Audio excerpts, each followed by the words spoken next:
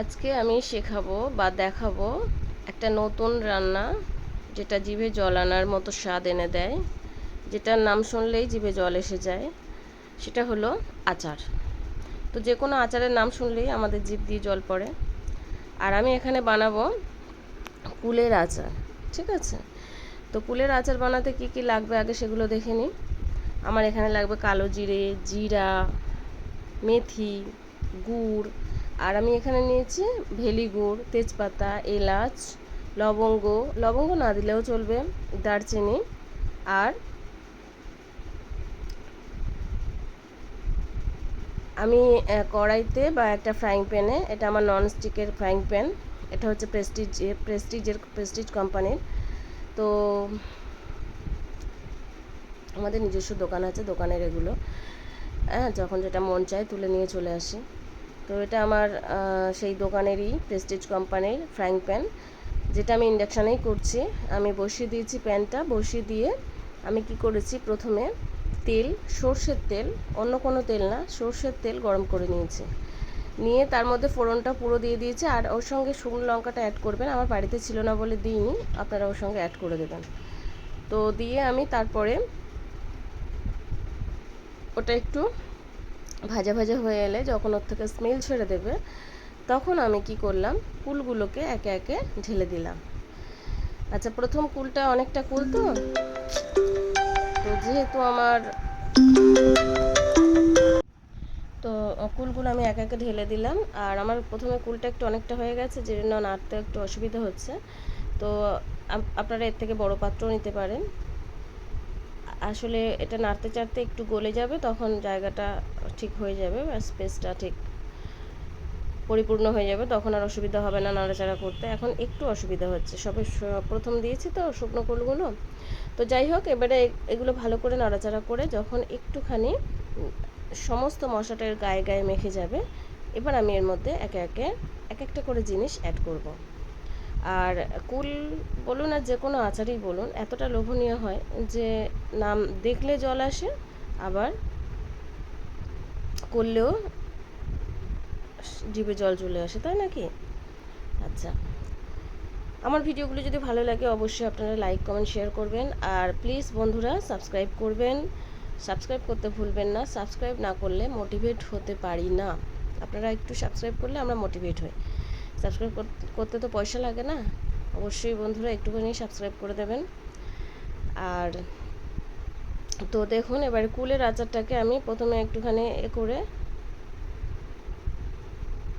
তো এই পর্যায়ে রেখে দিয়েছি। এবারে এর মধ্যে আমি অ্যাড করব, আমি গুড়কে ভালো করে ক্রাশ করে নিয়েছি। হ্যাঁ, আমি স্ট্যানার দিয়ে ক্রাশ করে নিয়েছি গুড়টাকে। আমার ভেলি গুড় ছিল এটা। তো আর খেজুরের গুঁড়ো পাটালি ছিল, সেটা আমি দুটো একসঙ্গে মিক্স করে ক্রাশ করে নিয়েছি। আর এর সঙ্গে আমি আরও একটা জিনিস অ্যাড করব, সেটা হচ্ছে সব থেকে লাস্টে বলবো, সেটাই হচ্ছে সিক্রেট জাদু এই কুলের আচারটাকে আরও আরও আরও বেটার করার। ঠিক আছে, তো এই আমি এটা দিয়ে দিলাম আমাদের পিওর খেজুর গুড়। ঠিক আছে, এবারে এর সঙ্গে আমি চিনিটা অ্যাড করব একদম অল্প পরিমাণে, সেটা আমি দিচ্ছি পরে। এবার আমি ঢাকা দিয়ে দেব। ঢাকা দেব কেন না, ঢাকা দিলে কি হয়, মেল্ট তাড়াতাড়ি হয়ে যাবে। আর মেল্ট হওয়ার পরে এটাকে আমি নাড়াচাড়া শুরু করব। আর এর সঙ্গে আমি অ্যাড করছি হলুদের গুঁড়া 1.5 চামচ। আচ্ছা, শুকনো লঙ্কার গুঁড়া 2 চামচ। এটা আপনারা আপনাদের টেস্ট অ্যাকর্ডিং দেবেন। আর লবণটা স্বাদ মতো, কারণ অনেকে ঝাল পছন্দ করেন, আবার অনেকে ঝালটাকে অ্যাভয়েড করেন। তো যে যেটা পছন্দ করেন সেই হিসেবেই দেবেন। আমরা ঝালটা মোটামুটি খাই, খুব বেশি পছন্দ করি না, সেজন্য আমি খুব বেশি ঝালও দিইনি। আর যেহেতু আচারটাকে আমি টক মিষ্টি ঝাল বানাচ্ছি, আর দেখছেন মানে গুড়টা মেল্ট হয়ে এটাটা কতটা লোভনীয় লাগছে, কত সুন্দর লাগছে না দেখতে। তো আমার পুরোপুরি গুড়টা মেল্ট হয়ে গেছে, বুঝতে পারছেন নিশ্চয়ই দেখে। আর গুড়টা যখন মেল্ট হয়ে গেছে, তখন এটা আস্তে আস্তে আমার কুলটা সফট হতে শুরু হয়েছে। ঠিক আছে, আমার কুলটা যে শক্ত ছিল সেটা আস্তে আস্তে এর সঙ্গে অ্যাবজর্ব হয়ে সফট হওয়া ধরেছে। তো এই পর্যায়ে এসে আপনারা আরও কিছুক্ষণ নাড়াচাড়া করবেন এবং ঢাকা দেবেন। আর আমি এর সঙ্গে বললাম একটু চিনি অ্যাড করব, সেটা পরে আমি মিষ্টিটা দেখে। তো এখন আমি আবার একটু চিনি অ্যাড করলাম। আবার চিনিটা গলতে একটু সময় লাগবে, সেজন্য আমি আবার একটু ঢাকা দিয়ে দেবো। ঠিক আছে, একটু ঢাকা দিয়ে দিয়ে করবেন, তাহলে ভিতর থেকেও জুসি হয়ে যাবে এবং ওটা তাড়াতাড়ি সফট হয়ে যাবে, তাড়াতাড়ি অ্যাবজর্বও করে নেবে। এবার কালারটা পুরো সম্পূর্ণ চেঞ্জ হয়ে গেছে, দেখতে পাচ্ছেন? হ্যাঁ, তো মানে পুরো কুলটা সিদ্ধ হয়ে গেছে। আর